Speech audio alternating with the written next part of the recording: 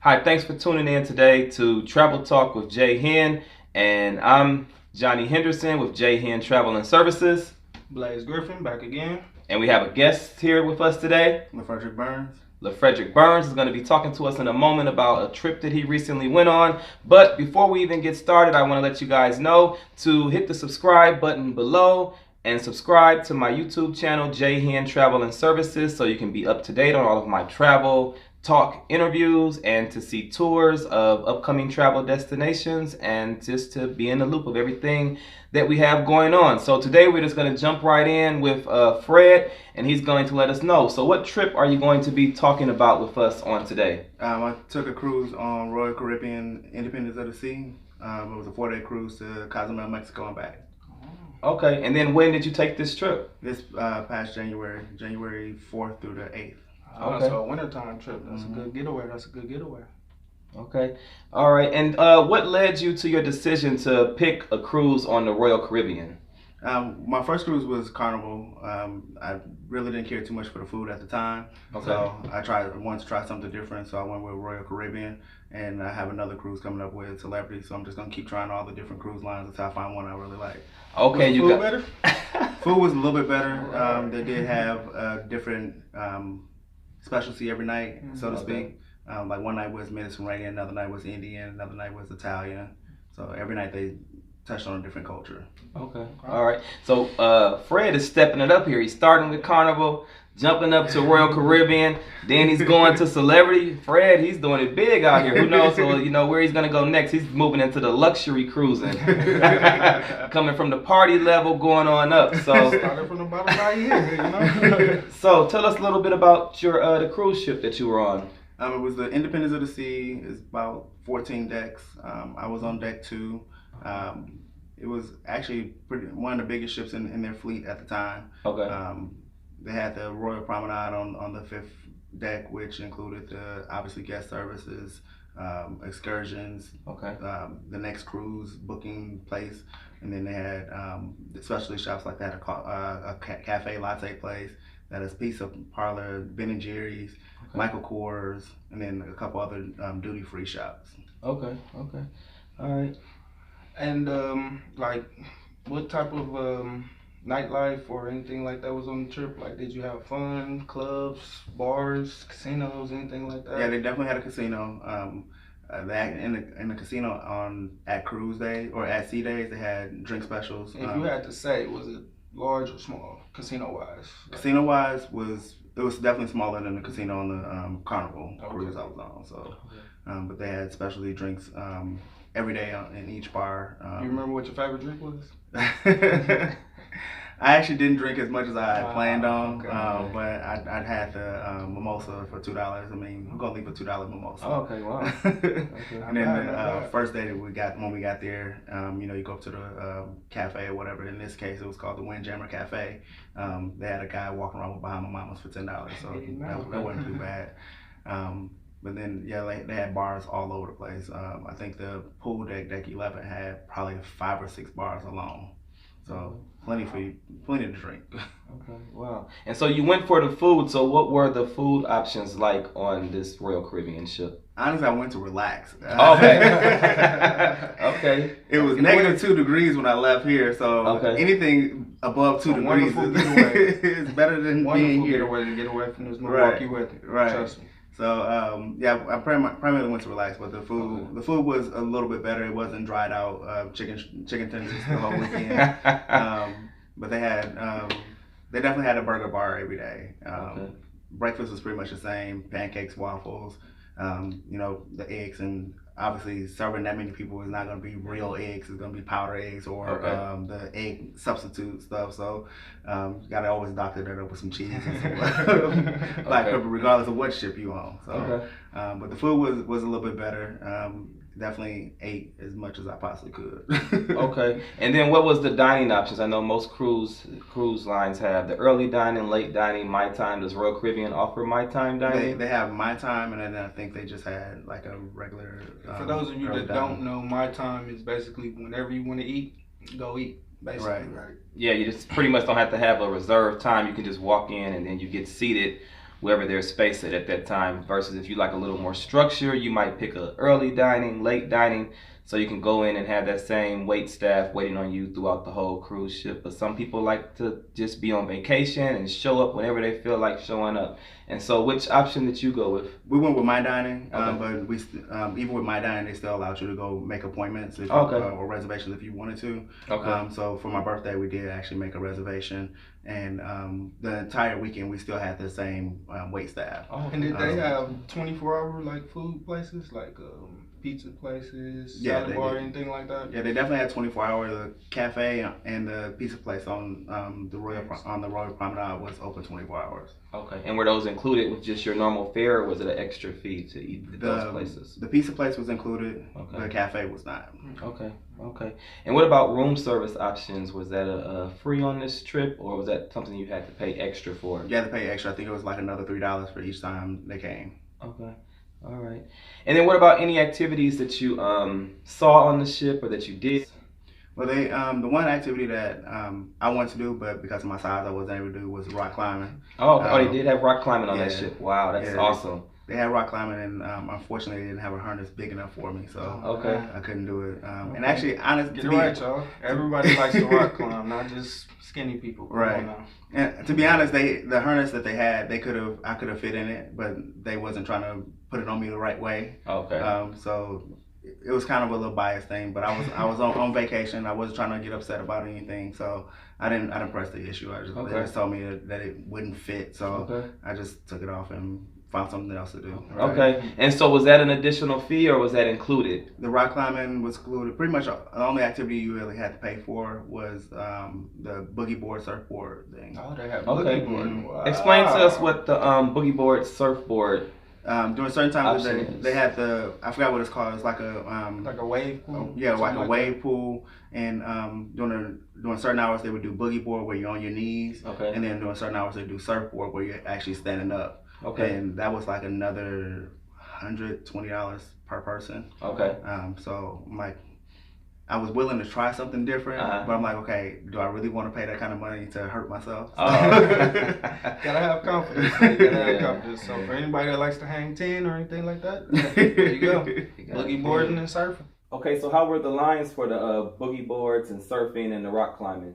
The different lines wasn't that long at all. It was like maybe 10, 15 people at any given time. People was real understanding and allow people to, like, honestly, the only line that was probably the longest was mini golf. Okay. We had probably waiting 3 or 4 people waiting at each hole for the person in front of you to finish. Okay. Okay. And what were the activities like the miniature golf and the rock climbing, the boogie board, surfboarding? Were there people of all ages taking part in those activities, or was it just mainly children? Or it was definitely all ages. We actually had a little kid that asked us, "Would you move?" So see, if you go on some of these cruises, you can just go out and you can be a big kid. You know, you like to do the things, be adventurous, rock climbing, do the miniature golf, boogie board, surfing. What else? Volleyball, basketball. Oh, they had volleyball and basketball? Yeah. Wow. So what was that like in January on the volleyball area? What was the weather basketball? The weather was actually pretty good. It was 75 degrees most of the time that we was at sea. Okay. The last day probably we had the worst weather, and that was only because the winds were pretty high. Okay. So it was blowing the ball all over the place. They played volleyball that day. And obviously because it's higher winds, even though it's 75-degree temperatures, it gets a little chilly up there. So you walk around with a jacket. Okay. And was this kid friendly? Like, would you rather go by yourself or want to bring people with you with children, or just like more of a singles cruise? It's definitely a kids-friendly cruise. It has a certain area for toddlers, preteens, teenagers. You know, every age group is represented on the cruise, and they have a designated area for that age group the entire day. Not like on Carnival where I experienced they turned the nightclub into a kids area during the day and then a nightclub at night. So definitely kid friendly, but if you just want to do you and your friends, there's nothing wrong with that either. Like I said before, it's like 15 bars on the cruise ship. They got a champagne bar, they got the casino, they got a cigar bar, they got the vintage bar. So it's definitely enough for everybody to do, especially if you are one that's heavily into nightlife. I know somebody that would like a cigar bar. Yeah. Okay. And so What else was what was the entertainment like on this cruise ship? Honestly, I didn't. There wasn't enough entertainment for me. I'm not a big drinker, so Okay. sitting at the bar and talking to your friends all day is not something that really excites me. Okay. So I'm more into like the comedy shows and things like that. Did they have comedy shows? They had 2 comedy shows. One the first night, which I knew I wasn't gonna make it because we ended up our hotel ended up being canceled because our flights got in so late, and so we stayed around the airport for like 12 hours and no sleep. So by 7 o'clock, I was dead to the world. So it wasn't like Janet Jackson and J. Cole. You ain't gonna get no sleep. You had to get some sleep. And where did you leave from? We left out of Fort Lauderdale. Fort Lauderdale. What is it like? That's Texas or is that No, Florida? that's Florida. Hey, what's going on with this Sorry. Yeah, it's like 30 minutes from Miami. Okay. Mm-hmm. And so then, so you didn't go to the comedy show the first night. So did you make it to the comedy show at all throughout the cruise? Honestly, I didn't. My travel buddy was actually pretty lame. So. Oh, okay. Okay. Don't bring lame people with you. Don't do it. Yeah, so, Turn up, man. So Turn then, up. because I've seen something. So did you have to have reservations to go to the comedy shows or to entertainment at all, or was it just open? The only thing that you had to have something for was the ice show. They gave out tickets. Ice show? Yeah, they only had 2 shows. One was like Friday, the other one was like Sunday. The 2 days we were at sea, so you had to pick up tickets, but the tickets was free. Okay. So there was a ice rink on the boat, on the ship. There was an ice rink. Wow. And it was a really nice ice show. Okay. Unfortunately, they didn't allow us to take video. So. So was this more figure skating, hockey? Figure skating. Okay, so figure skating at sea. So Royal Caribbean has figure skating at sea. And so how did you have to go about getting the tickets? They just made an announcement once. You go get on the cruise the first day. And while everybody's in the windjammer, before rooms become available, they say, okay, at this time, meet us at this spot, and we'll give you the tickets. Okay. And when you get there, they ask you which day you want, how many tickets you want. So and they didn't really have any restrictions. Okay. The only thing was when on the day of the show, people that had tickets got first priority, and then people that didn't have tickets, they can come in once all the ticket holders were in. Okay, so if you're on Royal Caribbean, make sure you listen for that announcement when they're telling you where to come get tickets to go see the ice show. And then was there assigned seats, or was it still first come, first serve? Okay. Mm-hmm. So even though you had that ticket, still get in there and find you a seat early, because I'm pretty sure the seats probably fill up. They did pretty fast. Okay. Yeah. And what about like live entertainment, as far as like bands or musicals or shows? Were there those options on the ship as well? Yeah, they had game shows. They had game shows. Yeah. Wow. They had game shows. They had live entertainment. They had the one day they had this girl. She came out. She did a nice rendition of a bunch of African American artists like Tina Turner and Aretha Franklin. Forgot the name, what the show was called, but it was actually a pretty good show. And then they had one show that was pretty much dancing. They had 2 people singing and a bunch of people dancing. Okay. I don't remember the names of any of the shows. Okay. But yeah, they definitely had a lot of things like that. Only thing is that when you compare it to Royal Caribbean to Carnival, Carnival may have had those shows multiple times throughout the day. Okay. Whereas Royal Caribbean only had them once or twice throughout the whole weekend. Oh, okay. Wow. Okay. And so, what was the entertainment like? Were they really good entertainers or really good singers over the top? Because some people go on some cruises, and some cruises may be known for having really good entertainment, and then some cruise lines may be known that their shows are not going to be that great, or the music or the acting. So yeah, the shows was actually pretty good. Okay. They had a Grease show the last day that was there. Okay. And that was actually pretty good. We actually I think that was the only show we actually ended up cutting out on. That was only because we had an appointment to meet somebody at the art gallery. Okay. So travel art gallery. So you went to an art gallery. So tell us about the art gallery. Did you purchase anything? I didn't, but my travel buddy, she did. Okay. She purchased this beautiful picture of a lion. When you look at it, the lion looks like it's actually a photograph. Okay. But it's hand painted, and it's from a guy that runs a wildlife sanctuary over in Africa, and he does these paintings, so many in each character or animal, and he sells them, and the proceeds go back to preserving the wildlife over in Africa. Okay. It's a great cause right there. Right. So she paid. This picture was actually valued at like $2,200. Wow. And she got it for $1,500. Wow, $2,200 picture for about $1,500. And see, when you follow people on social media, you can kind of stalk them out. So I did see video clips of this on Instagram. I'm not a stalker or anything, but you know, I just get, you know, I like to see, you know, stuff dealing with travel and cruise ships and all that type of stuff. So he had all this stuff on Instagram. Now, was it a silent auction or an auction that you guys were at? It was an actual art auction. Okay, 45. Yeah, so can you explain that to us a little bit? And then also he's leaving something out now on what his little heading said at the bottom of that picture on Instagram. Now tell us a little bit more about this auction when it comes down to the... Oh, okay. I had to think about what he's talking about. See? Honestly, I only went to the auction because they was offering free champagne. And that's what his Instagram page said. That's what it said on the bottom of his Instagram. Hey, if it's free, why leave it? So. But see, they actually ended up getting some art out of it. Right. But see, I saw that on the bottom, like he only went for the free champagne. I really only went for the free champagne. And they was offering free champagne and free artwork. So and they gave us little 8x10 photos. So, on your trip, where did you go?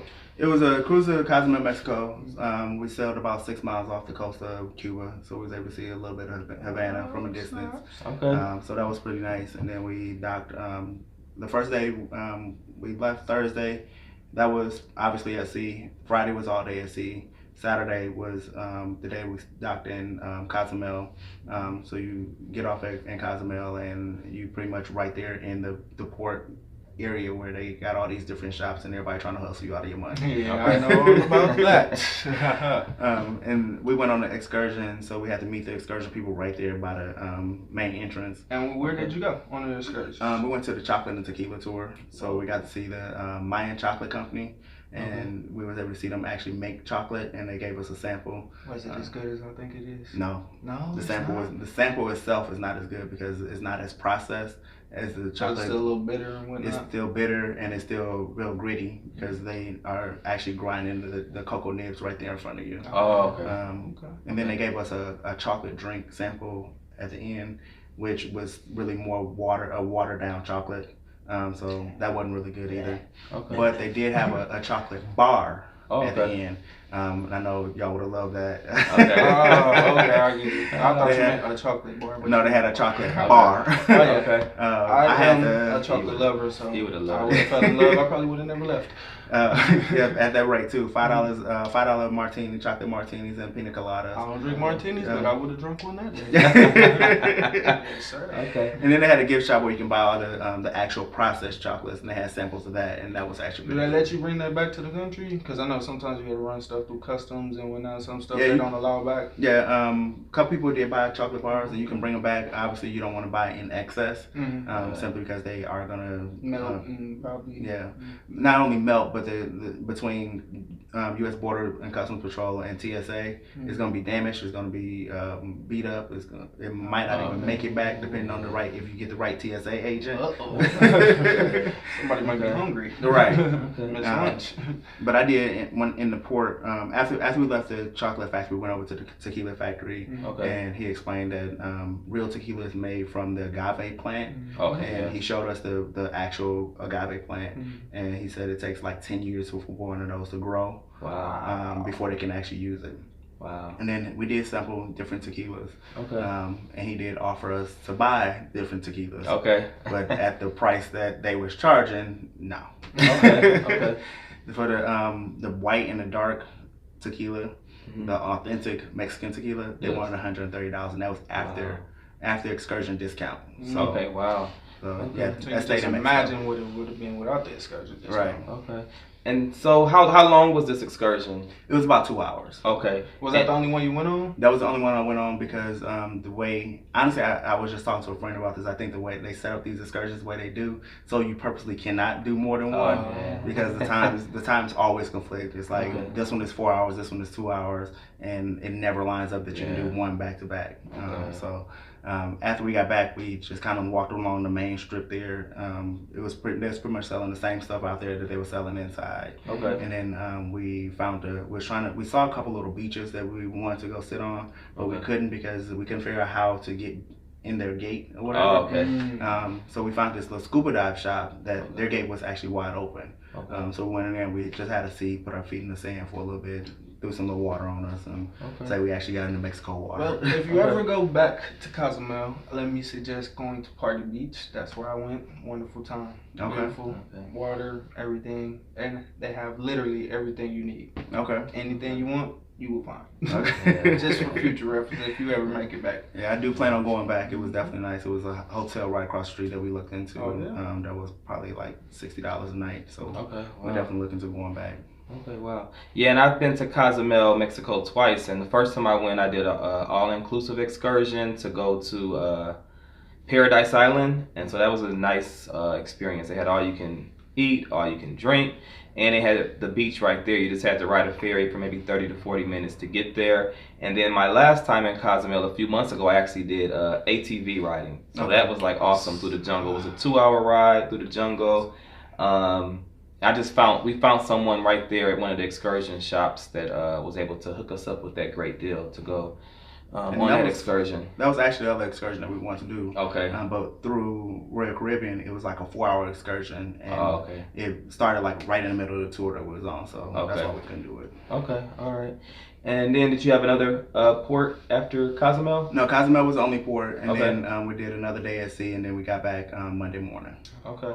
Okay. Like price range of what you paid for your whole trip. For my whole trip, flight included, I probably paid maybe $500, $600 at the most for just myself. Okay.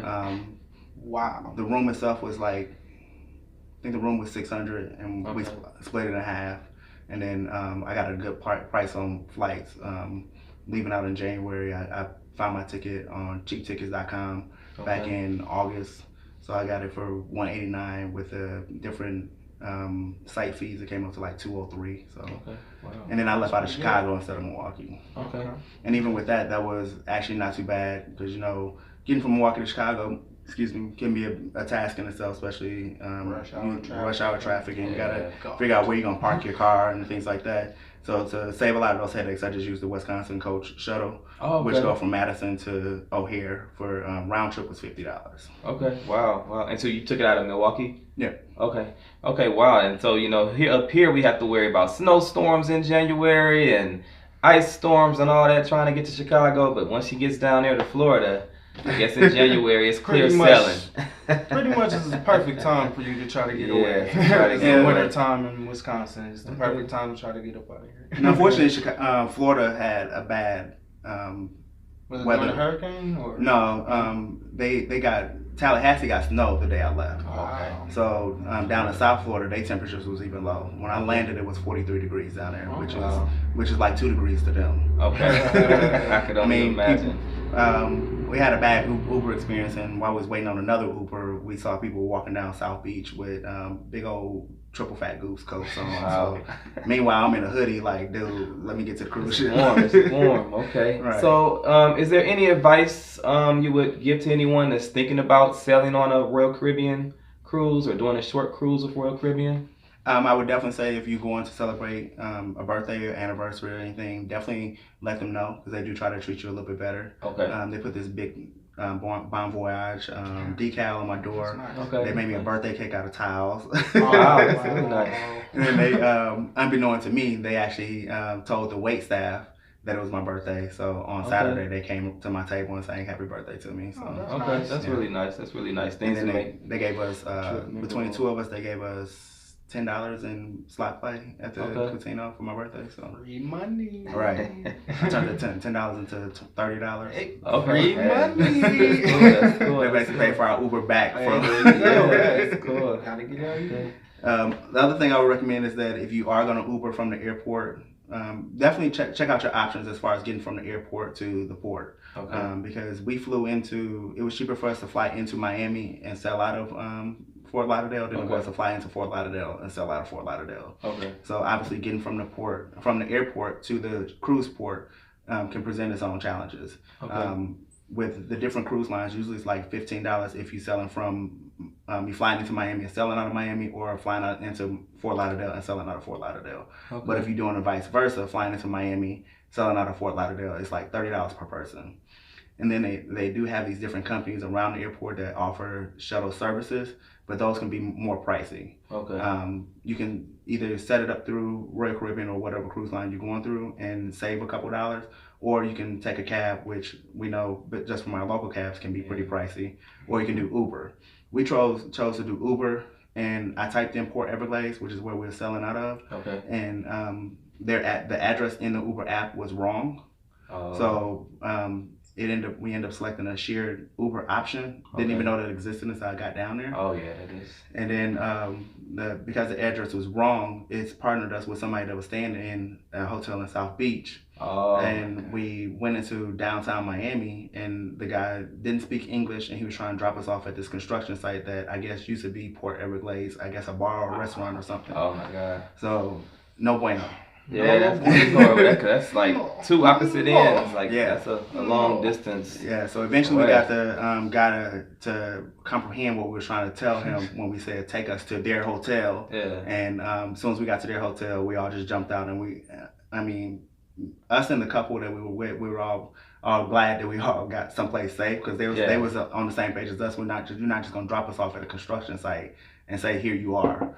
But once we got there, we switched over from Uber to Lyft, and like 3 minutes later, a Lyft driver showed up, and first thing we asked him is, do you speak English? And he spoke English, and he was like, I know exactly where you're going, let's go. Okay. And it took me a minute, but I did get my money back from Uber. Okay.